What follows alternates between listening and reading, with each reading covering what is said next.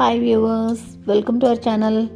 இன்றைக்கி நம்ம சேனலில் என்ன ரெசிபி பார்க்க போகிறோன்னா, சப்பாத்திக்கு தொட்டுக்கிற மாதிரி சூப்பரான ஒரு கிரேவிங்க. பன்னீர் வச்சு பண்ண போகிறோம். கடாய் பன்னீர் இதாங்க இன்றைக்கி பார்க்க போகிறோம். வாங்க எப்படி பண்ணுறதுன்னு பார்க்கலாம். ஒரு கடாயில் 1 டேபிள் ஸ்பூன் அளவுக்கு மல்லி, 1 டீஸ்பூன் அளவு சீரகம், அரை டீஸ்பூன் அளவு மிளகு, ஒரே ஒரு பே லீஃப், இது கூட 3 காஞ்ச மிளகாய், 2 ஏலக்காய், ஒரு சின்ன துண்டு பட்டை, கூடவே அரை டீஸ்பூன் அளவுக்கு சோம்பு, இதெல்லாம் சேர்த்து இப்போ ட்ரை ரோஸ்ட் பண்ணிக்கலாம். மல்லி நல்லா வாசனை வர்ற வரைக்கும் வறுக்கணும். எல்லாம் நல்லா அப்படி வறுபட்ட உடனே கலர் மாறி வாசனை வரும். அந்த ஸ்டேஜ் வரைக்கும் வறுத்துட்டு இப்போ அடுப்பை ஆஃப் பண்ணிடலாம். இதை எடுத்து நல்லா ஆற வச்சுட்டு கம்ப்ளீட்டாக ஆறினதுக்கப்புறமா ஒரு மிக்ஸி ஜாருக்கு மாற்றிட்டு பாருங்கள், இந்த மாதிரி நல்லா பவுட்ரு பண்ணி எடுத்து வச்சுக்கலாம். இருக்கட்டும். இப்போ அதே பேனில் எண்ணெய் விட்டுருக்கேன். எண்ணெய் நல்லா சூடானோடனே வெங்காயத்தை பாருங்கள், இந்த மாதிரி பெருசு பெருசாக கட் பண்ணி சேர்த்துட்டு, இது கூடவே ஒரே ஒரு குடமிளகா, அதையும் இந்த மாதிரி பெருசாக கட் பண்ணி 2ஐயும் நல்லா வதக்கிக்கலாம். இது லைட்டாக வதங்கிட்டு இருக்கும்போதே இப்போ இது கூட பன்னீர் இந்த மாதிரி கட் பண்ணி எடுத்து வச்சுருக்கேன் பாருங்கள், இதையும் சேர்த்துக்கலாம். அடுப்பை மீடியம் ஃப்ளேமில் வச்சுட்டு பன்னீர் அப்படி உடஞ்சிராமல் மெதுவாக வதக்கி விடணும். லைட்டாக அப்படி கலர் மாறி வர்ற வரைக்கும் வதக்கிக்கலாம். அப்படி லைட்டாக கலர் மாறி வருது பாருங்கள், இந்த அளவுக்கு வதங்கினா போதும். இப்போ அடுப்பை ஆஃப் பண்ணிவிட்டு இதை எடுத்து வைக்கலாம். இருக்கட்டும். இப்போ இன்னொரு கடாயில் எண்ணெய் விட்டுருக்கேன்.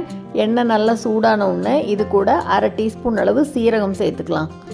சீரகம் நல்லா பொரிஞ்சு வரும்போது இப்போ இது கூட ஒரே ஒரு பெரிய வெங்காயத்தை பொடி பொடியாக கட் பண்ணியிருக்கேன், அதையும் சேர்த்து வதக்கி விட்டுக்கலாம். வெங்காயம் நல்லா வதங்கினோடனே இப்போ இது கூட 2 தக்காளி இந்த மாதிரி நல்லா நைஸாக அரைச்சி எடுத்து வச்சுருக்கேன், அந்த விழுதையும் இது கூட சேர்த்துக்கலாம். நல்லா கலந்து விட்டுட்டு இப்போ தக்காளியோட பச்சை வாசனை போகிற வரைக்கும் ஒரு 2 நிமிஷம் நல்லா கொதிக்க விடலாம். நல்லா கொதித்து தக்காளியில் இருக்கிற தண்ணியெல்லாம் அப்படி வட்டி வர சமயத்தில் இது கூட 1/4 டீஸ்பூன் அளவு மஞ்சள் தூள், 1 டீஸ்பூன் அளவு மிளகாய் தூள் சேர்த்துட்டு தேவையான அளவு உப்பு சேர்த்து நல்லா கலந்து விட்டுக்கலாம். கலர் பார்க்கவே எவ்வளோ சூப்பராக இருக்குது பாருங்கள். அப்படியே இப்போ இது கூட வறுத்து அரைச்சி வச்சுருக்கோம் இல்லையா மசாலா பொடி, அதையும் சேர்த்துக்கலாம். நல்லா கலந்து விட்டுறலாம். மசாலாலாம் நல்லா கலந்து வந்ததுக்கப்புறமா இப்போ இது கூட வதக்கி வச்சுருக்கோம் இல்லையா வெங்காயம், கேப்சிகம், பன்னீர், இதை சேர்த்து நல்லா கலந்து விட்டுறலாம். அதையும் மசாலா பொடி வறுத்து அரைச்சி வச்சிட்டோம்னா ரொம்ப சுலபந்தான், 5 நிமிஷத்தில் செஞ்சிடலாம் இதையே. இப்போ இதை நல்லா அப்படி பன்னீர் உடையாமல் மெதுவாக கலந்து விட்டுடலாம்.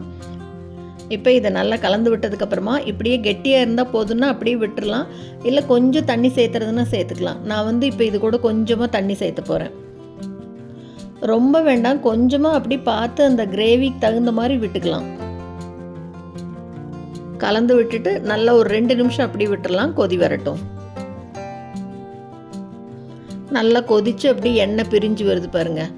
இந்த ஸ்டேஜில் இப்போ அடுப்பை ஆஃப் பண்ணிக்கலாம். அவ்வளோதாங்க, ரொம்ப ரொம்ப டேஸ்டியான கடாய் பன்னீர் சப்பாத்திக்கு தொட்டுக்க சூப்பராக ரெடி ஆயிடுச்சு. சூப்பரான இந்த ரெசிபி உங்களுக்கு பிடிச்சிருந்ததுன்னா லைக் பண்ணுங்கள், ஷேர் பண்ணுங்கள், கமெண்ட் பண்ணுங்கள். மறக்காமல் நம்ம சேனலை சப்ஸ்கிரைப் பண்ணுங்கள். கூடவே பக்கத்தில் இருக்கிற பெல் பட்டனையும் தட்டி விட்டுருங்க. ஸோ நான் போடுற வீடியோ எதுவுமே மிஸ் பண்ணாமல் பார்க்கலாம். தேங்க்ஸ் ஃபார் வாட்சிங்.